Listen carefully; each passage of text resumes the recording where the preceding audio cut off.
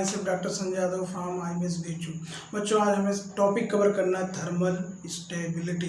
Thermal stability बहुत ही ज़्यादा important है क्योंकि इससे 2 या 3 क्वेश्चन तो हर साल क्या होता है JEE मेंस और नीट जैसे एग्जाम में पूछ लिए जाते हैं।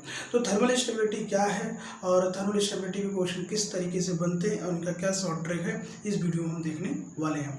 तो थर्मल स्टेबिलिटी की अगर हम बात करें तो कोई भी आयनिक कंपाउंड या कोई भी जो कंपाउंड होता है वो अगर टेम्परेचर स्टेबल टुवर्ड टेम्परेचर, अगर टेम्परेचर की तरफ यह स्टेबल है तो उसको हम बोलेंगे थर्मली स्टेबल है। और जो इजीली क्या हो जाता है, ब्रेक हो जाता है लेस टेम्परेचर पर, उसे हम बोलेंगे थर्मली अनस्टेबल बोलते हैं। जैसे इसको एग्जांपल से समझते हैं कि वाटर क्या है, वाटर लिक्विड, इसको हम क्या करते हैं हाई टेम्परेचर पर जब हीट करते हैं इतनी टेम्परेचर पर, तो ये H2 प्लस हाफ इसमें टूट जाता है O2। और अगर हम 100 डिग्री सेल्सियस इसको गर्म करते हैं, इतने पर हीट करते हैं, तो ये किसमें चला जाएगा, किसमें, गैसेस अवस्था में चला जाएगा। तो कहने का मतलब जो H2O है इतने टेम्परेचर पर क्या हो गया, ब्रेक हो गया कि नहीं हो गया। तो ये टेम्परेचर जिस टेम्परेचर पर कोई भी कंपाउंड क्या होता है कि ब्रेक होता है, ब्रेक होकर एक नया कंपाउंड बनाते हैं जिस तरीके से, तो उसको बोलते हैं थर्मल डिकम्पोजिशन टेम्परेचर। तो जिसका थर्मल डिकम्पोजिशन टेम्परेचर जितना ज़्यादा होगा वो उतने ही ज़्यादा क्या होगा, थर्मली स्टेबल होगा। हाई टेम्परेचर पे ही वो अगर ब्रेक हो तो उसका मतलब ये हो उसका थर्मल डिकम्पोजिशन टेम्परेचर हाई है। तो थर्मल डिकम्पोजिशन टेम्परेचर वह टेम्परेचर होता है जिस पर कोई भी कंपाउंड क्या होता है, ब्रेक हो जाता है, ब्रेक होकर एक नए कंपाउंड्स बनाते हैं। और यहाँ पर जैसे थे अगर 100 डिग्री सेल्सियस पर जब हीट करते हैं वाटर को तो लिक्विड किस में बन जाता है, गैस में। तो मतलब ये क्या है, बॉइलिंग पॉइंट हो गया, ये क्या हो गया, बॉइलिंग पॉइंट हो गया। तो थर्मल स्टेबिलिटी से क्या सेंस निकला, ये सेंस निकला कि अगर हाई टेम्परेचर चाहिए किसी को ब्रेक करने के लिए, नए कंपाउंड्स बनाने के लिए, उसका मतलब थर्मली स्टेबल है। और अगर क्या होगा कि कम टेम्परेचर चाहिए उसको ब्रेक करने के लिए, तो हम क्या बोलेंगे, उसको थर्मली अनस्टेबल है। तो ये चीज़ जो समझ में आ रही है जो, ठीक है। अब क्या है कि आगे हम ये देखने वाले हैं कि थर्मल स्टेबिलिटी पे क्वेश्चन कैसे किए जाते हैं। तो सबसे पहली बात कि अगर हम आयनिक कंपाउंड की बात करें तो आयनिक कंपाउंड में एक एनायन होगा और एक कैटायन होगा। तो यहाँ पर हम क्या करते हैं, कैटायन 2 तरीके के देखते हैं, एक पॉलीएटॉमिक होगा, एक मोनोएटॉमिक होगा, ठीक है। तो वो देख लेते हैं पहले कि किस तरीके से इनका क्या होता है कि एनायन क्या है कि आयनिक कंपाउंड हो तो आयनिक कंपाउंड होगा तो एक कैटायन होगा और अनायन होगा। तो अनायन 2 तरीके का यहाँ पर हम देखते हैं, एक क्या होगा पॉलीएटॉमिक होगा, एक मोनोएटॉमिक होगा। पॉलीएटॉमिक को हम क्या बोलते हैं, लार्जर अनायन बोलते हैं, और मोनोएटॉमिक को स्मॉलर अनायन बोलते हैं। पॉलीएटॉमिक इन द सेंस मतलब ये है कि अगर कोई ऐसा अनायन हो जो मोर देन 1 एटम से मिलकर बने हो, फॉर्म हो, तो उसको हम क्या बोलेंगे, पॉलीएटॉमिक आयन बोलेंगे। जैसे आप समझ सकते हो carbide ion, bicarbonate ion, sulphate ion हो गया, और हाइड्रोक्साइड आयन हो गया, परमैंगनेट आयन हो गया, उसके बाद परऑक्साइड आयन हो गया, सुपर ऑक्साइड आयन हो गया, और उसके बाद आपका ओजोनाइड आयन हो गया, नाइट्राइड हो गया, ठीक है, नाइट्रेट आयन। तो ये सब जो आयन से आप देख रहे होंगे तो ये क्या हो कि एक से ज़्यादा एटम से मिलकर बने होते हैं। एक से ज़्यादा एटम से मिलकर बने तो पॉलीएटॉमिक एनायन होंगे, या इन्हीं हम लार्जर एनायन बोलेंगे।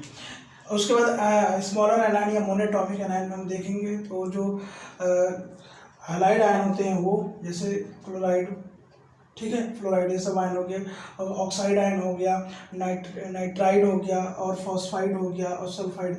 ये जो आयन है देखो सिंगल, यहाँ पर सिंगल एटम होंगे। इससे फ़ायदा क्या होगा कि जब भी आपको कई सारे कंपाउंड दिए जाएंगे, आपसे पूछा जाएगा कि थर्मल स्टेबिलिटी का ऑर्डर बताइए, तो सबसे पहले आपको करना क्या होगा, एनायन को चेक करना होगा कि एनायन लार्जर है या स्मॉलर है। तो उससे क्या फ़ायदा होगा, उससे ये फ़ायदा होगा जो आगे मैं फार्मूला बताने वाला हूँ, जो ट्रिक बताने वाला हूँ, वो उसी के बेसिस पर ये क्वेश्चन लगेंगे, ठीक है।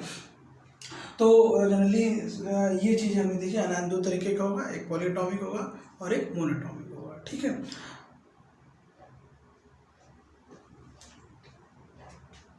ठीक है, तो अगर हम केस बनाते हैं फॉर पॉलीएटॉमिक के लिए, फॉर एटॉमिक एनायन या लार्जर एनायन बोल सकते हो। तो इसमें क्या होता है कि जो थर्मल स्टेबिलिटी होती है directly proportional to size of cation होती है, ठीक है। अगर कोई भी हमें कंपाउंड ऐसे दिए गए हों जिनमें क्या होता है कि जो पॉलीएटॉमिक एनायन जो पॉलीएटॉमिक है, तो थर्मल स्टेबिलिटी का ऑर्डर कैसे चेक करोगे, साइज ऑफ कैटायन के बेसिस पर, ठीक है। तो ये किस में हो गया, पॉलीएटॉमिक के केस में। अगर हम बात करें क्या फॉर मोनोएटॉमिक मोनोएटॉमिक एनायन की बात अगर हम करें तो उस केस में क्या होगा, तो जो थर्मल स्टेबिलिटी होगा डेट इनवर्सली प्रोपोर्शनल होगा साइज ऑफ कैटायन के, ठीक है। और ये कब चेक करते हैं, इन ग्रुप्स में क्या होगा, इस तरीके से लगेगा। और अगर हम पीरियड में चलते हैं directly proportional to electronegative difference की वजह से, ठीक है। इलेक्ट्रोनेगेटिव डिफरेंस ये किसमें चलेगा, इन पीरियड में क्या होगा, इन पीरियड में इलेक्ट्रोनेगेटिव डिफरेंस के डायरेक्टली थर्मल डायरेक्टली प्रोपोर्शनल होगा। और अगर ग्रुप में बात करें तो डायरेक्टली प्रोपोर्शनल होगा साइज ऑफ कैटायन की। कब, जब एनायन कैसा होगा, मोनोएटॉमिक होगा या स्मॉलर होगा। तो यहाँ से आपको एक समझ में बात आ रही होगी कि अगर पॉलीएटॉमिक है तो पॉलीएटॉमिक का मतलब लार्जर है, लार्जर एनायन है। तो लार्जर एनायन में थर्मल स्टेबिलिटी ज़्यादा होने के लिए साइज ऑफ कैटायन की क्या जरूरत पड़ रही है, ज़्यादा पड़ रही है। इसका मतलब यहाँ से ट्रिक हम ये बना सकते हैं कि बड़ा बड़े के साथ और छोटा छोटे के साथ खुश है, ठीक है। तो बड़ा जो है इसके साथ खुश है, बड़े के साथ,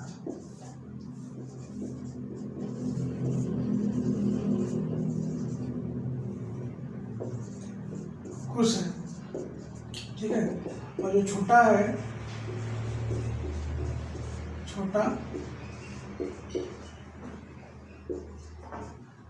छोटे के साथ क्या है,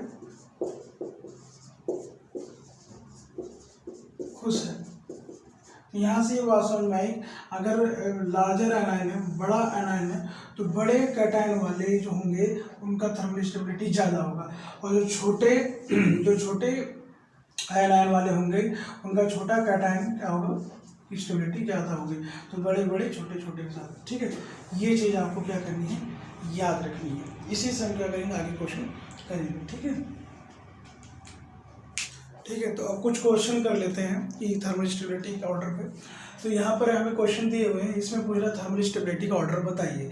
थर्मल स्टेबिलिटी जैसा कि आपको लग रहा है कि अगर हम इसमें देख रहे हैं तो क्या होगा कि एक ही ग्रुप के कंपाउंड्स दिए गए हैं। तो क्या होता है कि टॉप टू बॉटम आने पर साइज बढ़ती है, टॉप टू बॉटम आने पर साइज बढ़ती है। जब टॉप टू बॉटम आए साइज बढ़ेगी, तो साइज बढ़ेगी तो बॉन्ड लेंथ भी क्या होगा, बढ़ेगा, बोलो। तो बॉन्ड लेंथ बढ़ेगा तो बॉन्ड जो डिसोसिएशन एनर्जी है वो क्या होगी, कम होगी। वो कम हो गई तो थर्मल स्टेबिलिटी क्या होगी, कम होगी, बोलो। इसका मतलब कि बॉन्ड लेंथ बढ़ने से क्या होगा, इजीली क्या हो जाएगा, ब्रेक हो जाएगा वो, ठीक है। तो थर्मल स्टेबिलिटी इसकी क्या मतलब होगी, कम होगी। नीचे आने पर थर्मल स्टेबिलिटी कम होगी। ये चीज़ आगे समझ में आती, ठीक है। और अब बात करें इस कंपाउंड की, तो ये कंपाउंड, ये जो क्वेश्चन ये वाला है, ये नीट 2019 में पूछा गया था कि थर्मल स्टेबिलिटी बताइए। तो सेम कॉन्सेप्ट इसमें भी लगेगा। हाइड्राइड है तो साइज टॉप टू बॉटम जाने पर साइज बढ़ेगा तो बॉन्ड लेंथ भी बढ़ेगी। बॉन्ड लेंथ बढ़ेगा तो बॉन्ड डिसोसिएशन एनर्जी क्या होगी, बोलो, कम होगी।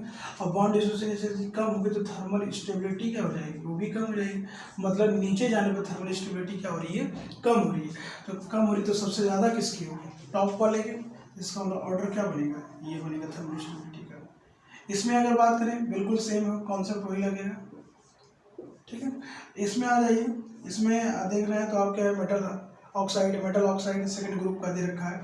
तो इसमें मोनोएटॉमिक यहाँ पर एनायन जो है कैसा है, स्मॉलर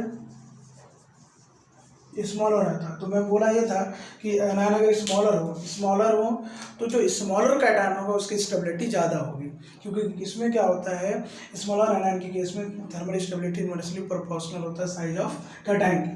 तो इसका मतलब ये हुआ कि बेरिलियम और मैग्नीशियम, कैल्शियम, ये नीचे जाने पे क्या हो रहा है, साइज इनकी घट रही, साइज बढ़ रही है। साइज बढ़ने से क्या हो जाएगा, थर्मल स्टेबिलिटी कम हो जाएगी। तो इसका मतलब सबसे ज़्यादा थर्मल स्टेबिलिटी इसकी होगी। ठीक है, जैसा बताया था कि स्मॉलर एनायन है, पहले चेक हो गया। ठीक है, ऑक्साइड आयन है, ऑक्साइड आयन है तो क्या होगा, स्मॉलर एनायन होगा तो thermal stability directly inversely proportional to size of क्या होता है, कैटायन। तो कैटायन की साइज जितनी ज़्यादा होगी थर्मल स्टेबिलिटी उतनी कम होगी। कब, जब स्मॉलर एनायन होगा।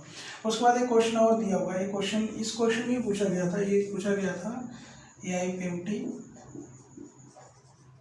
15 में आया था क्वेश्चन। इसमें पूछा गया था कि 4 ऑप्शन दिए गए थे।